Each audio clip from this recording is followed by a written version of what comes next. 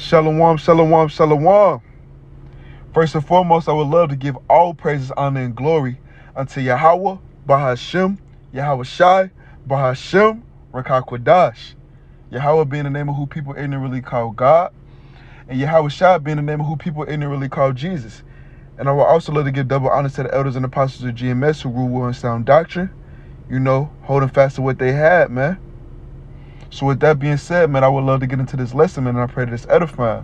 What brothers want to get into today is a lesson explaining, I'm gonna title it, Keep Your Heart and Endure Hardness, man. Because that's all we can do, man, through it all, man. Through it all. So with that being said, I pray this lesson is edifying. It's the book of 1 Corinthians, chapter 14, verse 40. Hey, 144. This is the book of 1 Corinthians, chapter 14, verse 40. Let all things be done decently and in order. I started off with that because at the end of the day, we're in our captivity. We aren't in our rest. And things here, things are here to try you and provoke your flesh through any avenue possible, man. But it's about how you go about it, man. Are you quick to avenge yourself, justify yourself by the flesh? Or are you quick to analyze the situation and navigate it using wisdom, man? How are you? What is your instincts, man? What are you quick to go to, man? Are you quick to take that covering of the flesh, man? Or are you quick to take that covering of the spirit, man? This is the book of Proverbs, chapter 16, verse 20. He that handleth a matter wisely shall find good. And whoso trusteth in the Lord Yahweh, happy is he. Because at this point in the game, your reaction is everything, At this point in the game, your reaction to things that that might come upon you is everything, man. Like I was saying, are you going to go out of order by taking vengeance on on Edomites and start killing Sodomites or doing anything that's lawful but isn't expedient to get you in the ministry blame? Or are you going to, continue to navigate this thing using wisdom, man, being harmless as a dove, but wise as a serpent, man?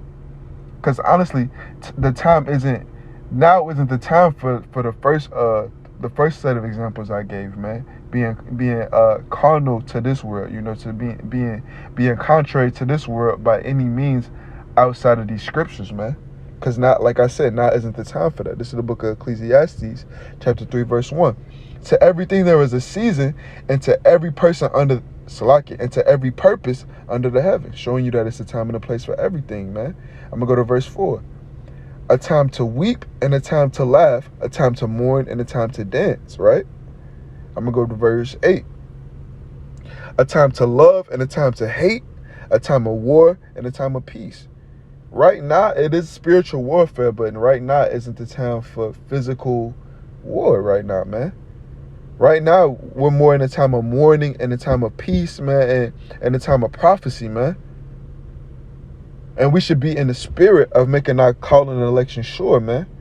Better to remain an elect to the marriage brick by brick, spiritually rebuilding that house of David, man, that tabernacle of David, man.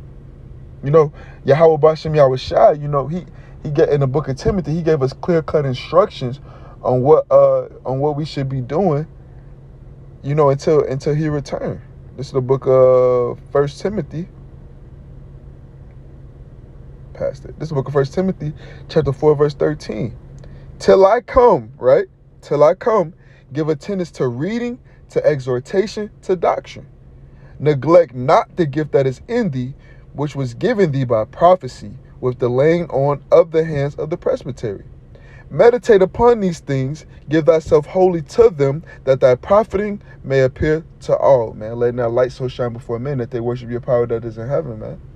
Verse 16, take heed unto thyself and unto the doctrine, continuing in them. For in doing this, thou shalt both save thyself and them that hear thee. And that's what like I said, that's what we should be devoting our time to, man. So into the spirit in every aspect of our lives, to maximize our potential as teacher for the elect's sake, man, so we can get the fuck out of here, man. For real, man. Fuck all the other bullshit. Fuck how you feel, man. Now ain't the time about how you feel, man. Now ain't the time for vengeance yet, man. Now is the time to be, getting our brothers and sisters bitter to this marriage so we can get the fuck out of here, man. It's the book of 2 Timothy chapter 2 verse 9. Wherein I suffer trouble as an evildoer, man. Cause you know how the nation of Israel suffered, man, and we kind of suffer on a different level, man, compared to the rest of our Israelites, our Israelite brothers and sisters, because we're being purged of our iniquities. We're being purged through the furnace of adversity, man, staying contrary to this word, man. Continuing on, even unto bonds, but the word of the Most High is not bound, man. We can freely put this out, man. We can freely give, man. We can freely bid, man. We can freely buy and sell not, man. You know? Freely. Verse 10. Therefore I endure all things for the elect's sake, that they may also attain the salvation which is in the Mashiach Yahushua with eternal glory, man. With eternal glory. So we doing that, and all the afflictions we go through as soldiers for the Lord are common to man, to be honest, man. Anything we going through is common to man, you know? We all going through it, man. You know? But getting weary of well-doing is the perfect opportunity for the devil to find a chink in your armor, man. And like I said, we all out there fighting to make it better. We all out there fighting a good fight with our brethren, man. No matter if we physically in the flesh with them or not, we all fighting this fight, man. So can't none of us take nothing upon ourselves to go out of order and forget the mission, man. You know, getting emotional, getting in your flesh, trying to take things into your own hand, man. Because like I said again, we all going through it, man. This is the book of 1 Peter, chapter 5, verse 8. Be sober, be vigilant, because your adversary, the devil, as a roaring lion, walketh about, seeking whom he may devour, right? Finding any chink in that armor, man. Any chink in that armor. Whom resist steadfast in the faith, knowing that the same afflictions are accomplishing your brethren that are in the world, man. That are in the world. And it's important to know that, man. It's an opportunity, being emotional, being stuck on what the fuck you think you're going through, or being stuck on, taking things into your own hands as far as like, this world and just hating this world and loving not your life, man. That's a good opportunity for your flesh to open you up to judgment, man. Going out of order like that, man. You got to continue to plow, man, despite how you feel, man. Despite how you feel. And this is the book of I don't know why I keep going down to the Apocrypha. This is the book of Ephesians, chapter 4, verse 26. Be ye angry, right? Be ye angry, and sin not. Let not the sun go down upon your wrath, neither give place to the devil. Neither give place to the devil, right? Because in your patience and your suffering, possess ye your soul, right? Keep your heart, remain of a good faith no matter what, because this shit is temporary, man. And anything contrary to keeping your heart, man, is fleshly, man. It's carnal, man. And we know that you're no longer profitable or even usable, in your carnality, man. Usable on the right-hand side, unless you want to be a spirit created for vengeance, man. This is the book of Romans chapter 8, verse 6. For to be carnally minded is death, but to be spiritually minded is life and peace. Because the carnal mind is enmity against the Most High, for it is not subject to the law of the Most High, neither indeed can be, right?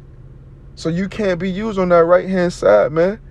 A fleshly heart can't be used to usher in the kingdom on the right-hand side, man. You gotta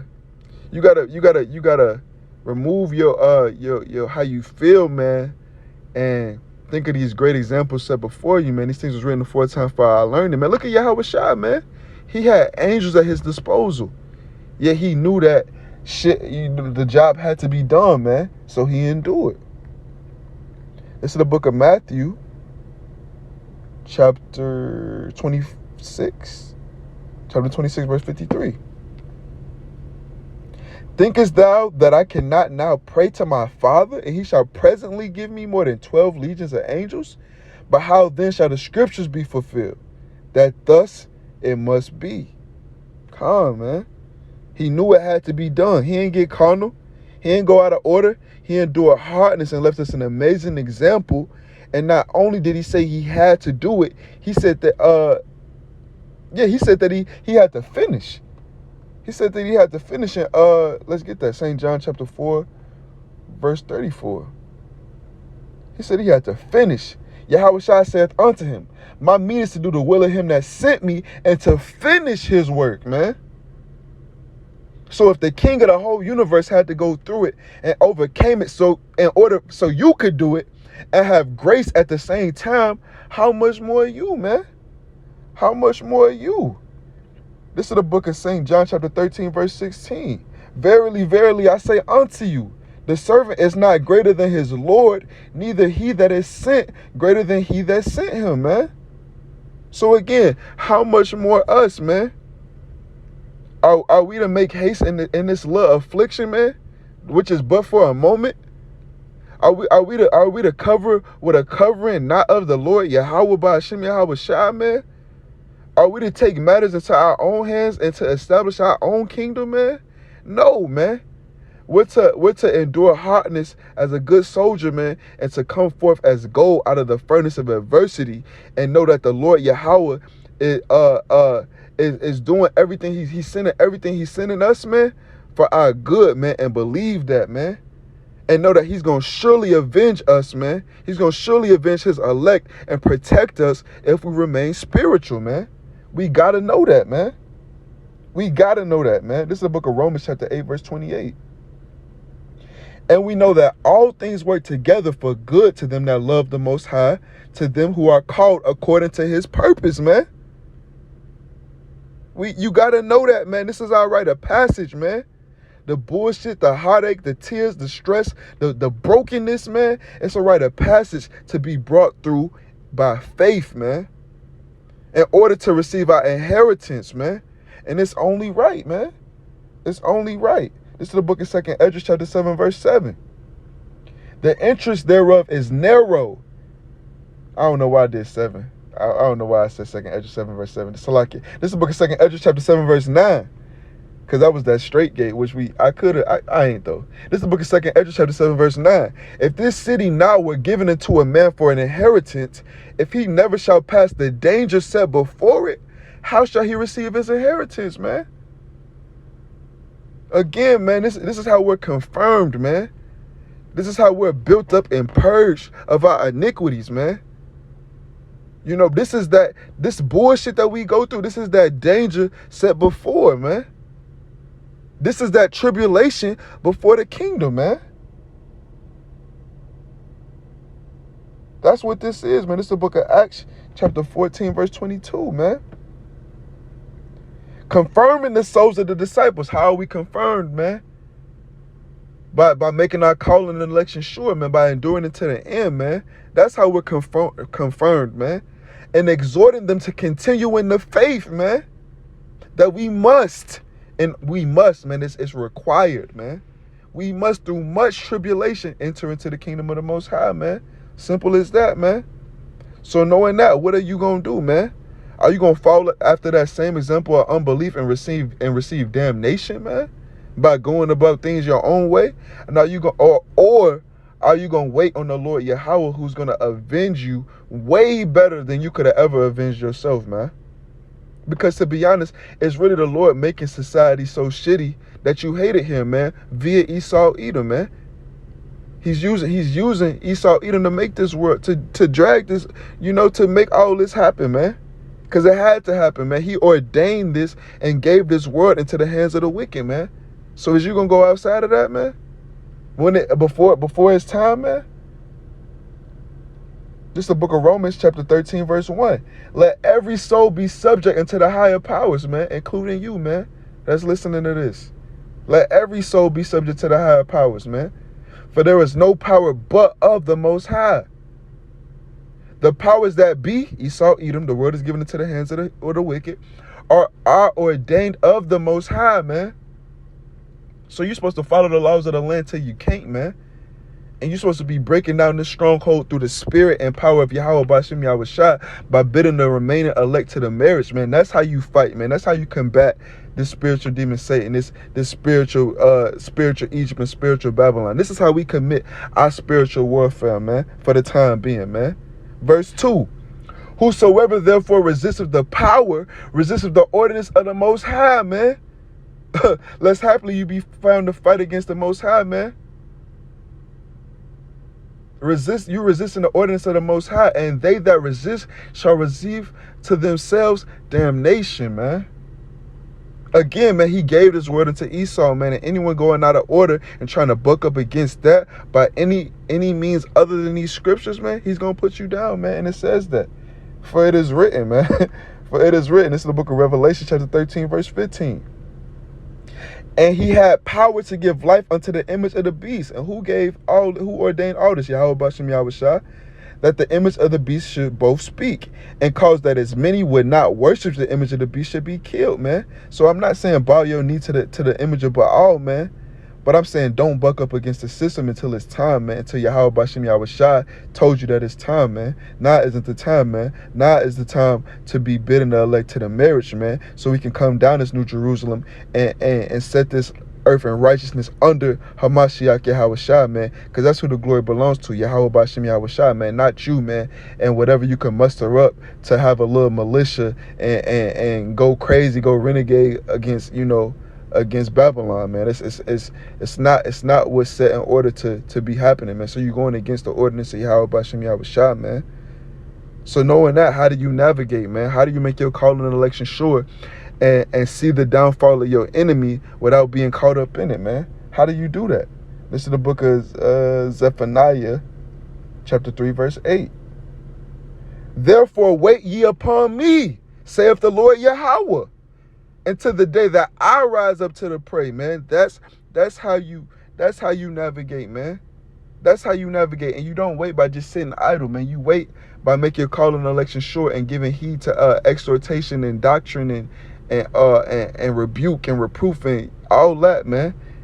Making your body a living sacrifice, man. That's how you wait, man.